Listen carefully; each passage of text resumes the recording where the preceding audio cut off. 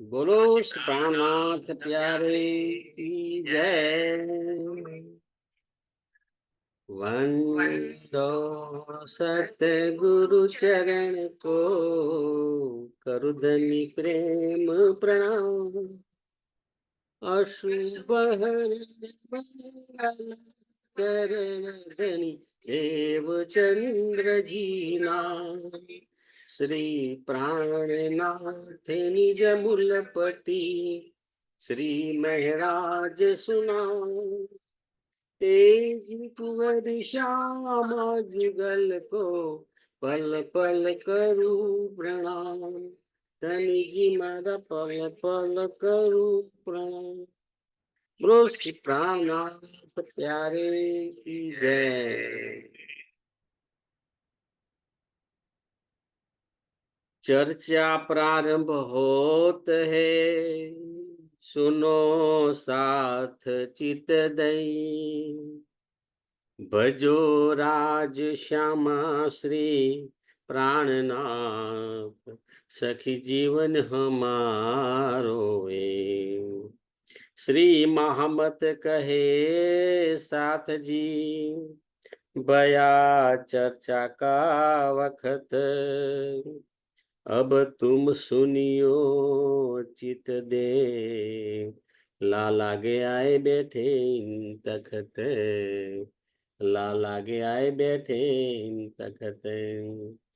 बोलो श्री प्राणनाथ प्यारे की जय।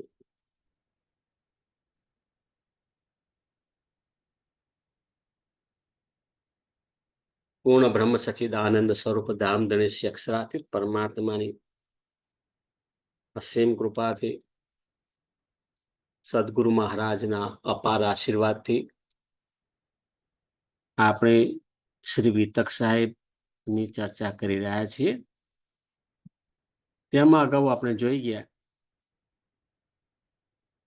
કે શ્રી મહારાજને જામનગરના જામ રાજાએ એમના વજીરે ખોટો આરોપ મૂકીને નજરબંધી કેદમાં મૂકી દીધા. એમની સાથે એમના બે ભાઈને પણ નજરબંધી કેદમાં મૂકી દીધા. હવે શ્રી મહારાજ ખૂબ જ પશ્ચાત વિલાપ કરે છે, દુઃખ થાય છે એમને કે ધામધની, મેં તો સુંદર સાપની જાગણી માટે આ બીડું ઝડપ્યું હતું.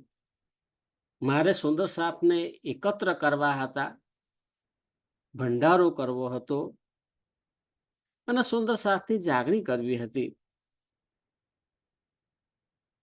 એમાં મને આવી સજા શા માટે મળી?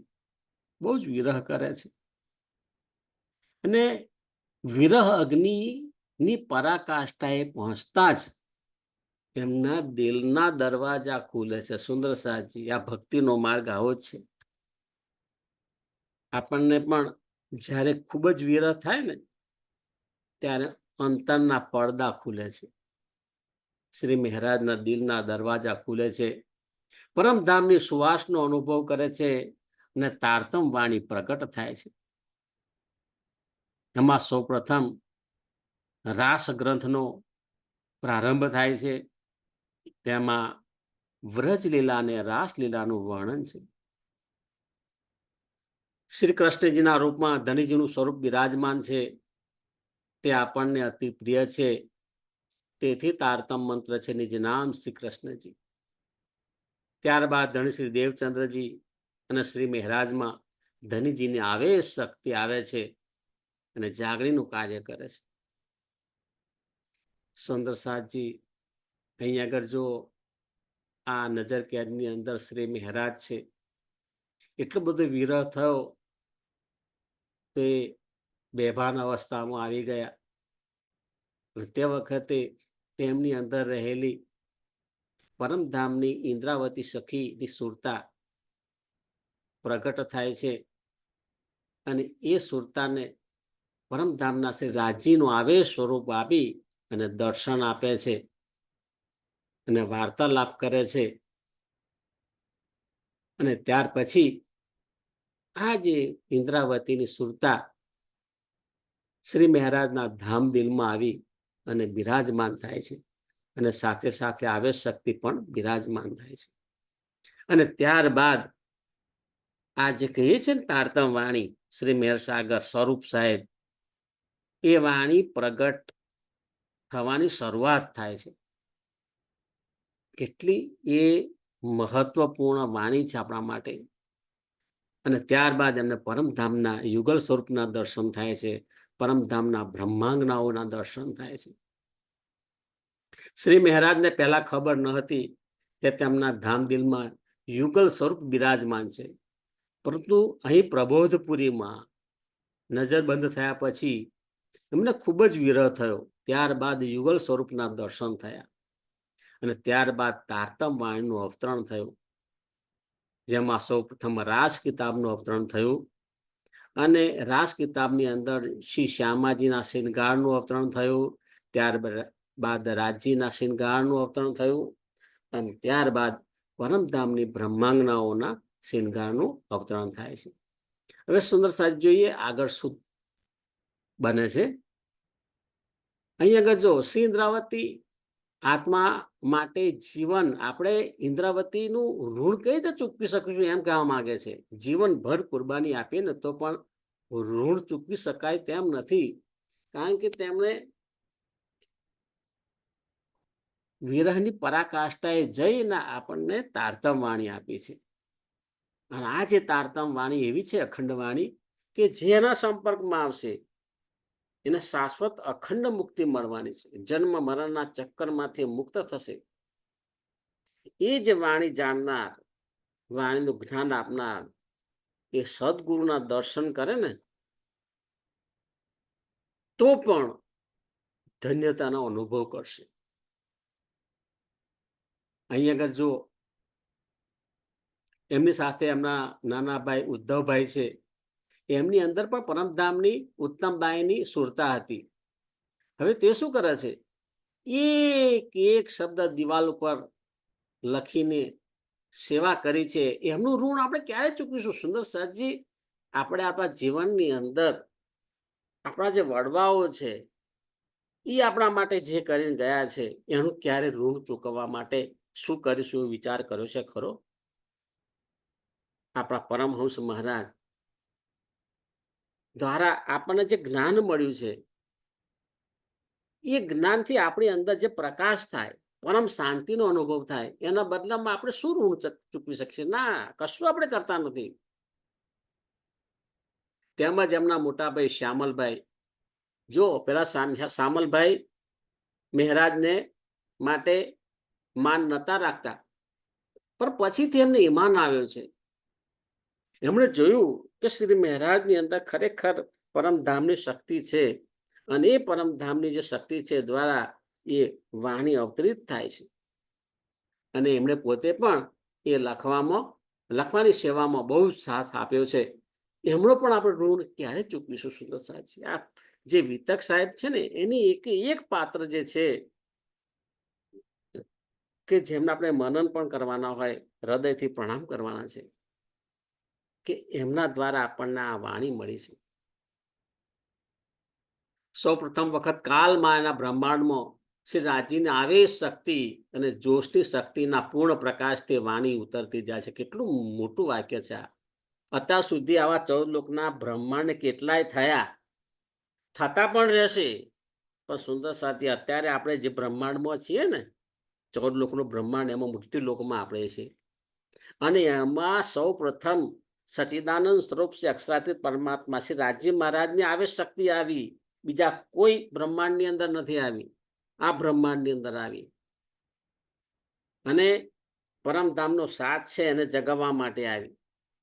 અને એ જે આવેશ શક્તિથી વાણી આપણને મળી, અને વાણી એટલી શક્તિશાળી છે કે સંપૂર્ણ 14 લોકના બ્રહ્માંડમાં જે કંઈ છે, જીવો, દેવ દેવતા, જે એના સંપર્કમાં આવશે, બધાને અખંડ મુક્તિ આપનારી આ શક્તિ છે.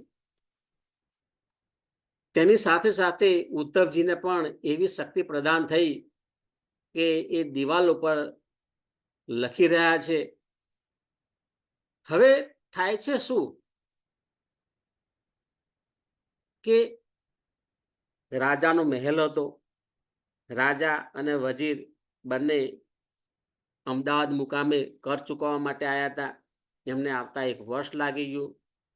હવે થોડા દિવસ પછી જે આ રાણીઓ હતી, જે મહારાજાની, એમણે તારતમ વાણીનું મધુર સ્વરે ગાતા હોય ને એ ધ્વનિનો અવાજ સંભળાયો. કારણ કે વ્રજલીલા અને રાસલીલાનું વર્ણન થતું હતું. અને જ્યારે રાસલીલાનું વર્ણન થાય ને તો રાસલીલાની અંદર કેવો મધુર સંગીત વાગે, એવું સુમધુર સંગીત પણ વાગતું હતું અને વાણી ઉતરતી હતી. તો આ જે રાણીઓ છે ને, એમના મહેલની અંદર એમણે સાંભળ્યો અવાજ, આ મધુર સંગીત સાંભળ્યું અને પછી એમને થયું કે આટલું સુંદર મધુર સંગીત ક્યાંથી આવે છે. તેમણે બહાર આવીને જોયું તો આ શ્રી મહારાજ છે એ ધ્યાનસ્થ અવસ્થામાં હતા. અને ધ્યાનસ્થ અવસ્થાની અંદર એમને ખબર પણ નથી અને એમની અંદર રહેલી રાજ્યની શક્તિ દ્વારા આ તારતમ વાણી અવતરિત થાય છે. વાણી એમના મોઢેથી ઉચ્ચાર થતો હોય છે. તો આ રાણીઓનો સંભળાય છે.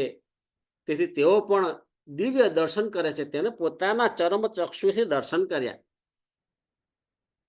અને એમણે જોયું કે આ તો અનહોની ઘટના છે. ન ભૂતો ન ભવિષ્યથી એવી આ ઘટના બની. આ તારતમ વાણી એવી દિવ્ય છે કે તેને એક વાર આત્મસાત થઈ જાય. સુંદર સાહેબજી આખી વાણીની વાત નથી કરતા, બધા જ ગ્રંથની વાત નહીં કરતા. ગમે તે એક ગ્રંથ તમને આપણને જે ચોપાઈ આત્મસાત થાય, સમજાય, એ ચોપાઈ ને આપણે રટન કરીએ ને તો એટલો જ આનંદ અને સ્વાદ અને એ અનુભૂતિ આપે છે. પરમધામની જે તારતમ વાણીની બધી ચોપડીઓ છે ખૂબ જ શક્તિશાળી છે. અને એનું સાર તત્વ તારતમ મંત્રની તો વાત જ શું કરવી. એટલે સુંદર સાથી દરેકને તારતમ મંત્ર આવડવું જોઈએ અને તારતમ મંત્રનો જાપ નિયમિત કરવો જોઈએ. કારણ કે આપણને આ જન્મની અંદર આ વાણી મળી છે, આ તારતમ મંત્ર મળ્યો છે, તો ઓછામાં ઓછું તારતમ મંત્ર તો આપણને આવડવું જોઈએ. એકવાર આ વાણી, આ તારતમ મંત્ર આત્મસાત થઈ જાય પછી ક્યારેય ભટકવાનું રહેતું નથી. જો આ છે એમના બંને ભાઈ, બરાબર, આ સામલિયા ઠાકોર મોટા ભાઈ અને એમનાથી નાના આ ઉદ્ધવ ઠાકોર. હવે જો યુગલ સ્વરૂપના દર્શન થયા ત્યારબાદ યુગલ સ્વરૂપની શક્તિ શ્રી મહારાજના ધામ દિલમાં બિરાજમાન થઈ ગઈ. હવે શ્રી મહારાજ ની અંદર સ્વામી શ્રી પ્રાણનાથજી તરીકે સંબોધન કરીએ છીએ, એમાં ઉત્તરોત્તર શક્તિનો વધારો થતો જાય છે. હવે તેમને કોઈ ફરિયાદ નથી. આ બહુ મોટી વાત કરી. એમને પહેલા બહુ ફરિયાદ કરતા હતા રાજ્ય મહારાજને કે મને કારાગૃહની અંદર મને નજરબંધીમાં શા માટે રાખ્યો, મેં એવો શું ગુનો કર્યો. હવે જ્યારે એમને એમ થયું કે આ જે વાણી એમના દ્વારા અવતરણ થઈ અને એમનો અલૌકિક આનંદનો જ્યારે અનુભવ થયો ને તે વખતે દુઃખ બધું જ ગાયબ થઈ ગયું. હવે તે એમના અંગે અંગમાં આનંદ ઉલ્લાસ છે. તારતમ વાણીનું અવતરણ થાય છે. ઉદ્ધવજી કોલસાથી દિવાલ પર લખે છે અને ત્યારબાદ રાણીઓ તેમને કાગળ અને કલમ આપીને સેવા કરે છે. જો અહીંયા આગળ દ્વારપાળ છે, અહીંયા દરવાજો ખોલી આપ્યો. બંને જે રાણીઓ છે અંદર જાય છે અને કહે છે કે લો આ કાગળ પેન, એમાં લખો અને રાજા આવશે ને એ તમે ચિંતા બિલકુલ ના કરશો, તમારા વતીની વકીલાત અમે કરીશું. જુઓ, અને ઉદ્ધવજી પણ હવે સંપૂર્ણ અવતરિત વાણી બહુ સહેલાઈથી લખે છે. કારણ કે હવે તે કાગળ પેન મળી ગયું છે. જો અહીંયા આગળ લખતા બતાવે છે ઉદ્ધવજીને, એ વાણી આપણને મળી છે. સ્વરૂપ સાહેબ એટલે એ વાણી છે. આ કોઈ ચિંતન કરી અને કહાની લખે એવું નથી. આવેશમાં લખાયેલી આ ઉચ્ચાર થયો છે શ્રીજી દ્વારા અને ત્યાર પછી ઉદ્ધવજી એને આ લખે છે. અને ત્યારબાદ એને ગ્રંથસ્થ કરવામાં આવી છે. અને એ તારતમ વાણી જેને આપણે વાંગ્મય સ્વરૂપ કહીએ છીએ અને આપણી સેવાની અંદર એ પધરાવવામાં આવે છે, એની સેવા થાય છે. અને એ વાણીની ઉપર યુગલ સ્વરૂપ રાજ્ય અને શ્યામાજી, મુગટ મુરલી, વાઘા વસ્ત્ર બધું આપણે પધરાવીએ છીએ. સુંદર સાજી હવે હવે જ્યારે મંદિરમાં દર્શન કરીએ ને ત્યારે પૂરી આસ્થાથી પ્રણામ કરવાના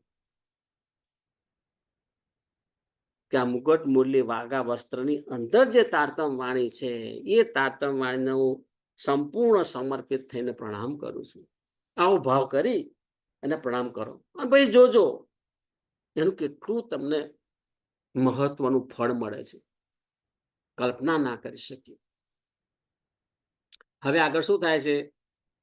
જામ રાજા એટલે જામનગરના જે રાજા હતા એ જામ રાજા અને એમના મંત્રી અમદાવાદ વેરો ચૂકવવાની કામગીરીની અંદર 1 વર્ષ નીકળી જાય છે. 1 વર્ષ સુધી શ્રી મહારાજ અને તેમના બંને ભાઈઓ નજરબંધ કેદમાં રહે છે. શ્રી મહારાજની ઇન્દ્રાવતી આત્મા દ્વારા આ વાણીનો પ્રવાહ વહી રહ્યો છે અને ખૂબ ખૂબ આનંદનો અનુભવ કરે છે. એમને તો આનંદ આનંદ છે. એ તો ઉપરથી આભાર માને છે કે મારી અંદર આવો વિરહ ઉત્પન્ન થયો. તો બધાનો આભાર માનવા લાગ્યા. બિહારીજીનો પણ આભાર માનવા લાગ્યા કે ધન્ય છે તમને કે તમારી કૃપાથી હું આ નજરબંધમાં આવ્યો, મારી અંદર વિરહ ઉત્પન્ન થયો અને વિરહ ઉત્પન્ન થઈ અને મારી અંદર યુગલ સ્વરૂપના મને દર્શન થયા, પરમધામના દર્શન થયા અને વાણી અવતરણ થઈ. અને એ વાણીનો અવતરણ થાય તે વખતે એ જે આનંદનો અનુભવ થાય એ શબ્દાતીત છે. તેનો દિવ્ય પ્રકાશ અને દિવ્ય વાણી સાંભળી બંને ભાઈઓ ખૂબ ખૂબ પ્રભાવિત થાય છે. એ પણ ખૂબ ખૂબ આનંદનો અનુભવ કરે છે. સુંદર સાજી આપણે તારતમ વાણી વાંચીએ ને તે વખતે એનું મહત્વ સમજીને વાંચવાનું છે. એનું મહત્વ સમજીએ. એ જે વાણીની ચોપાઈ વાંચીએ એનું અર્થઘટન કરતા જઈએ, એનો ભાવાર્થ સમજતા જઈએ તો એનો આનંદ અવર્ણનીય છે. શ્યામલભાઈમાં પહેલા એટલે મોટાભાઈ શ્રી મહારાજના મોટાભાઈ શ્યામલભાઈ પહેલા ઈમાન ન હતો, પરંતુ શ્રી મહારાજના મુખથી દિવ્ય વાણી સાંભળીને તેમને પણ ખૂબ ખૂબ ઈમાન આવી ગયું. સુંદર સાજી આ વાત બહુ મહત્વની છે.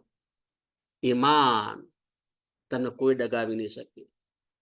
એકવાર રાજજીની ઓળખ થઈ ગઈ, એકવાર સદગુરુની ઓળખ થઈ, સાષ્ટાંગ દંડવત પ્રણામ કરી દો, બધા જ કર્મો માફ.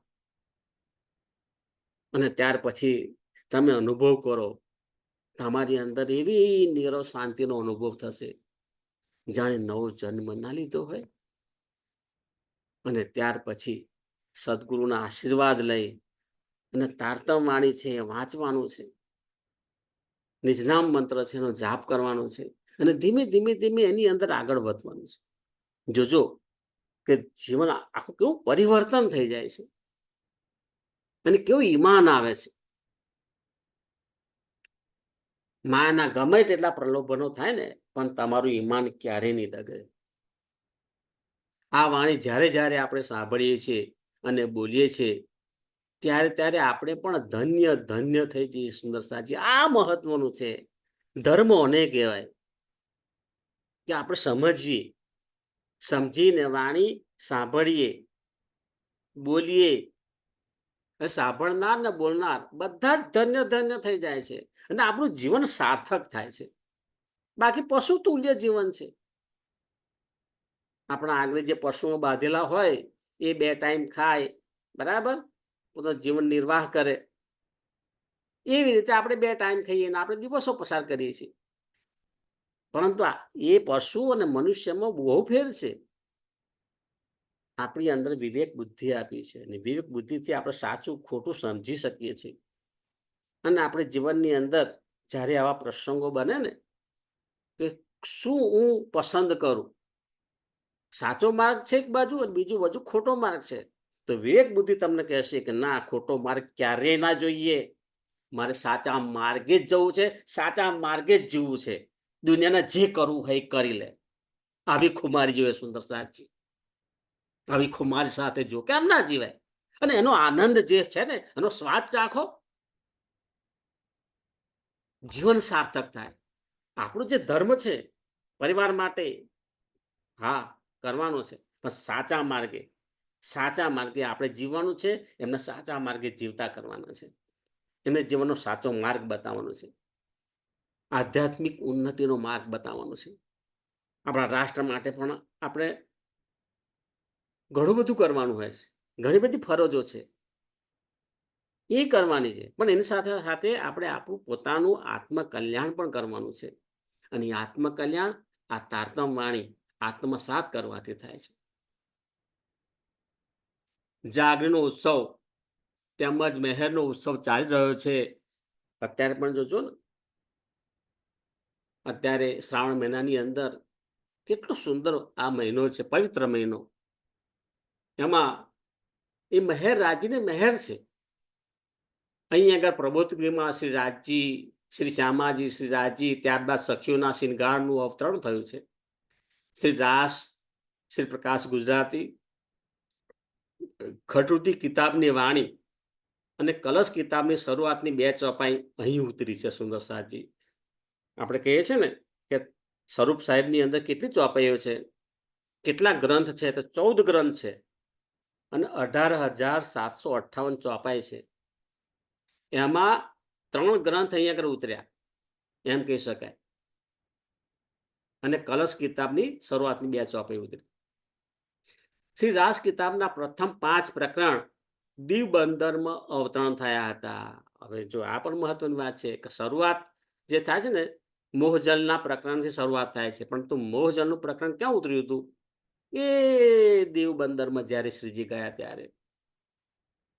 બાકીની વાણી હબસામાં એટલે કે પ્રબોધપુરીમાં ઉતરી હતી. હવે આ વાણી જે ઉતરી છે ને, એને જો કેટલો સરસ શબ્દ વાપર્યો છે વિતક સાહેબની અંદર, મિશ્રીની ઈંટો. આપણે માટીની ઈંટો જોઈ છે, પણ મિશ્રી, હા, ખાડની ઈંટો એટલે કયું ખાડ છે? આ કયું ગળપણ છે? આ તારતમ વાણીનું ગળપણ છે. તારતમ વાણીની ઈંટો, એને મિશ્રીની ઈંટો પણ કહે છે. અને આ ગુજરાતની ધરતી પર છે. ગુજરાતની ધરતી ધન્ય ધન્ય છે. ત્યારબાદ આગળ જતા રામનગર, ચિત્રકૂટ અને પદ્માવતીપુર ધામની ધરતી પણ ધન્ય ધન્ય છે, કારણ કે બાકીની વાણી ત્યાં ઉતરે છે. પણ શરૂઆત થઈ આપણા ગુજરાતથી. કેટલીક રામતો મેરતામાં પણ ઉતરી હતી, એનો પ્રસંગ આવે છે.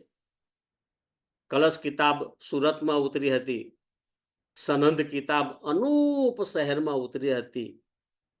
અને બાકીની 7 કિતાબ પદ્માવતીપુરી ધામ પન્નામાં ઉતરી હતી. કહેવાય છે કે પન્ના ધામમાં શ્રી રાજીના સ્વરૂપનું 7 વખત અવતરણ થયું હતું. એ પદ્માવતીપુરી ધામ, જેનો ફોટો અહીં આગળ મૂકેલો છે. આ જો આ પદ્માવતીપુરી ધામ.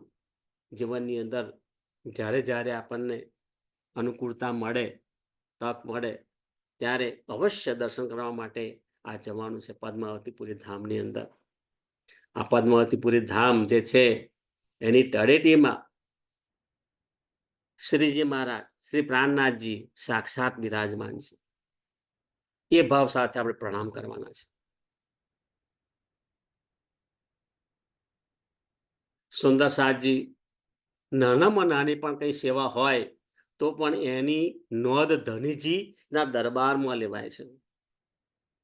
એટલે આપણે સેવા કરવાની અંદર ક્યારે પાછા નથી પડવાનું. સમજવાનું કે મેં જે સેવા કરી એની નોંધ આપણા ધામધણી રાખે છે. જો અહીંયા આગળ શું થશે, હવે જ્યારે આ રાજા અને એમના વજીર આવે છે, તે વખતે એ જે એમની 2 રાણીઓ છે ને, એ રાણીઓ બહારના દરવાજા આગળ જ એમને ઊભા રાખે છે અને કહે છે કે તમે જોયા કર્યા વગર કોને અહીંયા આગળ નજરબંધીમાં પૂરીને ગયા? આ તો કેટલા મહાન પુરુષ છે, મહાત્મા છે. અને બધી વાત કહી કે અમે તો આવી આવી એમની વાણી એમની સાંભળી અને અમે ધન્ય ધન્ય થઈ ગયા. સુંદર સાજી, ત્યાર પછી એ રાજા અને મંત્રી એ બંનેને ખૂબ દુઃખની લાગણી અનુભવે છે.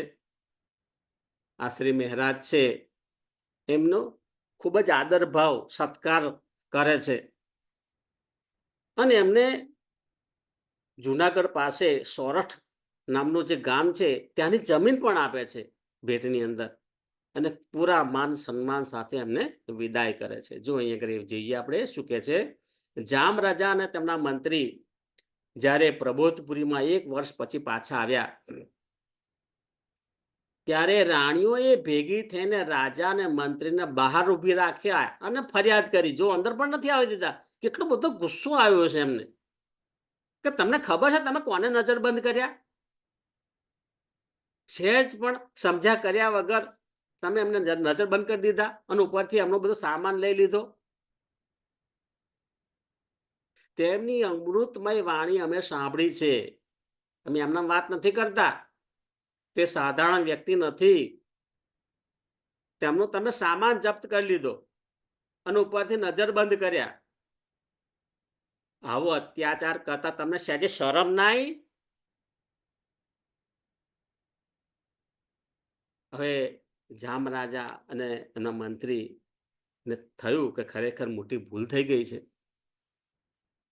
એટલે શ્રી મહારાજ અને એમના બંને જે ભાઈ છે એમને શિરોપાવ વસ્ત્રો પહેરાવી.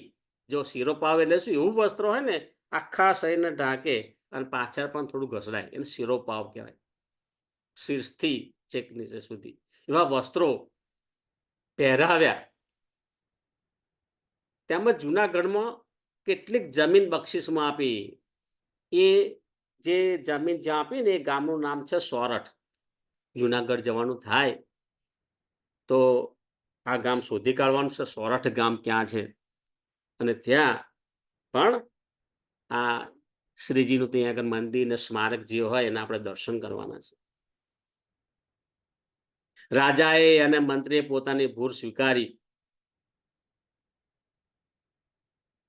હવે શ્રીજીને એટલે આપણે સ્વામી શ્રી પ્રાણનાથજીને શ્રીજી તરીકે સંબોધીશું અને તેમના બંને ભાઈઓ સન્માન સાથે વિદાય આપે છે. હવે છેલ્લે અહીંયા વાત કરીએ આપણને કઈ કઈ કિતાબો ઉતરી, તો રાસ, પ્રકાશ ગુજરાતી, કટરુતિ અને ચોથી કલશ કિતાબની પ્રથમ 2 ચોપાઈ. શું પ્રસાદજી, આપણે આ સાંભળીએ ને 2-3 વાર સાંભળીએ ને કશું અઘરું નથી, બધું યાદ રહી જાય અને આની ચર્ચા કરવાની આવે ને તે વખતે ખૂબ જ આનંદ થાય. હવે જો શું થાય છે, હવે અહીંયા આગળ શું બતાવે છે કે શ્રી મહારાજ અને બંને ભાઈઓ માન સન્માન સાથે ત્યાંથી વિદાય કરે છે. હવે જે કઈ વાણી ઉતરી હતી એને શ્રી મહારાજ વ્યવસ્થિત બુક બાઇન્ડિંગ કહીએ છીએ ને, બુક બાઇન્ડિંગ કરી અને 3 કિતાબો તૈયાર કરી અને એની ઉપર સરસ રૂમાલ વીંટી અને ક્યાં જાય છે? શ્રી બિહારીજીને ભેટ આપવા માટે જાય છે. સુંદર સાહેબજી અહીંયા આગળ જો મહાનતા જોવાની છે શ્રી મહારાજની, શ્રી પ્રાણનાથજી, કે એમને ખબર છે કે મને આ જેલમાં ધકેલનાર કોણ છે, કોને ખોટી રીતે મને આ નજરબંધીમાં કેદ કરાવ્યો. પણ ત્યાં પછી એમને એમ થયું કે એમણે મને એમણે લીલા કરી ત્યારે તો મારી અંદર વિરહ ઉત્પન્ન થયો અને વિરહ ઉત્પન્ન થયો એટલે યુગલ સ્વરૂપના દર્શન થયા, પરમધામના દર્શન થયા અને ત્યારબાદ એ આવેશ શક્તિ મારી અંદર બિરાજમાન થઈ અને ત્યારબાદ આ વાણીનું અવતરણ થયું. એ જે વાણીનું અવતરણ થયું અને એનો જે અલૌકિક આનંદનો મને જે અનુભવ થયો એનો શબ્દમાં વર્ણન કરી શકાય એમ નથી. એટલે મનોમન સદગુરુના પુત્ર શ્રી બિહારીજી એમનો બહુ આભાર માને છે અને આભાર માને છે એટલે જ જુઓ ને એ 3 ગ્રંથ લઈ અને આ બિહારજી બિરાજમાન છે એમના ચરણોમાં પ્રણામ કરે છે અને આપે છે. હવે થાય છે શું કે પ્રબોધપુરીમાં નજરબંધ થયા બાદ શ્રી મહેરના મોજા આવ્યા, આનંદ ઉલ્લાસના મોજા આવ્યા. ધનીજીનો હુકમ જાહેરી ભંડારો કરવાને બદલે તારતમ વાણી ઉતારીને બાતુની ભંડારો કરવાનો હતો. જો આ બહુ મહત્વનું, આપણે સુંદર સાથ ભેગા કરીને જમણવાર કરીએ ને એને જાહેરી ભંડારો કહેવાય. પરંતુ તારતમ વાળનું અવતરણ થયું ને, એને બાતુની ભંડારો કહેવાય. તો આ ભાઈ મૂળ સ્વરૂપ શ્રી રાજ્ય મહારાજની પ્રેરણાથી થયું છે કે ભાઈ આ બાતુની ભંડારાની જરૂર છે આપણે. હવે એની સામાન્ય લોકોને ખબર પડે નહીં. તો જે જે અનુભવ કરે ને એને જેનો સુખનો અનુભવ થાય છે. શ્રીજીના દિલમાં એટલે શ્રી પ્રાણનાથજીના દિલમાં આનંદનો ભંડાર મળી ગયો. તેમના તેમના નજરબંધીનું દુઃખ બિલકુલ નહીં રહ્યું, એક ટકો પણ નહીં. આપણે જીવનમાં એ યાદ રાખવાનું છે કે સમગ્ર બ્રહ્માંડ પરમાત્માના હુકમથી બનેલ છે. તેથી બધા માટે પ્રેમ ભાવ રાખવાનો છે. સુંદર સાજી લગાવ એક સચ્ચિદાનંદ પરમાત્મા માટે રાખવાનું, એક રાજ્ય માટે ઈમાન સચ્ચિદાનંદ પરમાત્મા છે રાજ્ય પ્રત્યે રાખવાનું, લગાવ ત્યાં રાખવાનું. પરંતુ આ જગતની અંદર જે કંઈ આપણા પરિવાર હોય, સગા સંબંધી, સુંદર સાથ, બધા માટે સમભાવ રાખવાનું, બધા માટે પ્રેમ ભાવ રાખવાનું. અને કોઈને બે શબ્દ કહેવા પડે તો આપણે એટલા માટે કહેવાના, એનું જીવન સુધારવા માટે. ભાવે છે આપણે કહીએ ને, વિદ્યાર્થીને આપણે શિક્ષા કરીએ, કડક શબ્દોમાં કહીએ કે આ કાલે લેસન જોઈએ જ, નહીં તો પછી અંગૂઠા પકડાઈશ. શા માટે? એના ભલા માટે. જીવનની અંદર પણ આવું બનતું હોય કે ઈચ્છા ન હોવા છતાં પણ ક્યારેક કઠોર બનવું પડે છે. શા માટે? બધાના ભલા માટે, જે તે વ્યક્તિના ભલાઈ માટે. શ્રીજી બધું જ જાણતા હોવા છતાં પણ બિહારીજીને મળવા જાય છે, ખૂબ જ આદરથી પ્રણામ કરે છે. પ્રબોધપુરીમાં જે ઘટના બની હતી તેનું સવિસ્તાર વર્ણન કરે છે અને 3 કિતાબ ઉતરી હતી તે પણ લઈ આવે છે અને બિહારીજીને સમર્પણ કરે છે. હવે બિહારીજી, જો અહીંયા આગળ બતાવ્યું છે, બિહારીજી પછી એ કિતાબ લઈને મૂકી નહીં દેતા, ખોલીને જોવે છે કે ભાઈ આમાં શું લખ્યું છે. એને આવે છે એની અંદર કે ખટૃતિ ગ્રંથની અંદર ધણીજીનો વિયોગ બહુ કર્યો હતો એમણે. એમના સદગુરુ જે મહારાજ દેવચંદજી, એમનો વિયોગ બહુ લખ્યો હતો. ધામધણી ધામધણી એમ કરી અને બહુ જ વિરહ બહુ જ આવે છે. ભાઈ એમણે જોયું વિરહના કેટલા બધા આ પ્રકરણ છે અને એ પાછા ધામધણીના ઉલ્લેખ કરીને લખ્યું છે. સુંદર સાજી અહીં આગળ આ વાંચી અને બિહારીજી શું કહે છે સાંભળવા જેવું છે. બિહારીજી કહે છે, તમારે આટલો બધો વિયોગ કઈ કરવાની જરૂર હતી? ધામધણીનો ઉલ્લેખ કરીને તમે આટલો બધો વિયોગ કર્યો છે. કોઈને કહ્યું હોત ને તો હું તમને મળવા ત્યાં આગળ આવી જાત. વિરહ કરી કહીને તમે કેટલા બધા પાના ભર્યા છે. જો સુંદર સાજી, આ બાકી આ જે બિહારીજી છે એમની આધ્યાત્મિક દ્રષ્ટિ ખુલી નથી. એ બાહ્ય દ્રષ્ટિથી જ જુએ છે. જ્યારે શ્રી મહારાજ છે એમની અંદર તો યુગલ સ્વરૂપ બિરાજમાન છે. એમની અંદર આધ્યાત્મિક દ્રષ્ટિ છે. સુંદર સાથને જગાવવા માટે કટિબદ્ધ છે. પછી એની અંદર જોયું આગળ, એટલે એમાં લખ્યું કે એ જે સદગુરુ છે, સદગુરુ મારા દિલમાં બિરાજમાન થયા. આવું જ્યારે વાંચ્યું ને તે વખતે એમને ગભરાટ થયો કે જો સુંદર સાથ જાણશે ને કે આ સદગુરુ મહારાજ મહેરાજના ધામદિલની અંદર બિરાજમાન થયા છે, તો આ મારી ગાદી અહીંથી જતી રહેશે. એ ગાદીની ચિંતા થઈ એમને, મારી ગાદી લઈ લેશે. ભાઈ આ સુંદર સાથજી, શ્રીજી સ્વામીજી પ્રાણનાથજીને ગાદીમાં રસ નથી. એમના તો સુંદર સાથને જાગૃત કરવામાં રસ છે. પણ બિહારીજના મનમાં થાય છે આ કિતાબ સુંદર સાથમાં જશે, વાંચશે તો મારી ગાદીનું મહત્વ ઘટી જશે. તેથી તો એ આ 3 પુસ્તક લઈ પોતાની અલમારીમાં મૂકી દીધા. સુંદર સાથજી, અહીંયા આગળ પણ હું શ્રી બિહારીજીના ચરણોમાં પ્રણામ કરું છું, કારણ કે એમણે એ પુસ્તકોને પોતાની જે તિજોરી એમાં અલમારીમાં વ્યવસ્થિત રીતે રાખી, એનું નુકસાન નથી કર્યું, સાચવીને મૂકી દીધી છે. અને હા, સૂચના આપી મારા હુકમ સિવાય આ વાણીનો પ્રચાર તમારે કરવાનો નથી. પ્રચાર નથી કરવાનો તમારે વાણીનો. બરાબર? બીજું તમારે જે કરવું હોય પ્રવચન કરો, પણ આ વાણીનો પ્રચાર કરવાનો નથી મારા હુકમ સિવાય. અને સારું કામ એ કહેવાય, એ વાણી એમણે અલમારીમાં બીજે ગમે ત્યાં મૂકી નથી માર્યામાં. એમની તિજોરી જે હતી એ તિજોરીમાં વ્યવસ્થિત જગ્યાએ એને બાંધી અને એ મૂકી. પરંતુ એ શા માટે આવું કરી રહ્યા છે? એમની અંદર પરમધામની રતનબાઈની આત્મા છે, પરંતુ જીવન જીવે છે જીવભાવથી. જીવભાવ પ્રમુખ બની ગયો છે. અને જીવભાવ પ્રમુખ બને ને તે વખતે માયા વધારે લાગે. અને માયાની દ્રષ્ટિથી જ કામ કરતા હોય. એટલે તકલીફ એ છે કે શ્રી બિહારીજી જીવભાવથી જીવન જીવી રહ્યા છે. અને એટલે નિર્ણય લેવાની અંદર ભૂલ થતી હોય છે. બોલો શ્રી પ્રાણનાથ પ્યારે કી જય, સદગુરુ મહારાજ કી જય, કૃષ્ણ કનૈયા લાલ કી જય. પ્રણામ સુંદર સાજીના ચરણોમાં મારા કોટાન કોટી પ્રણામ.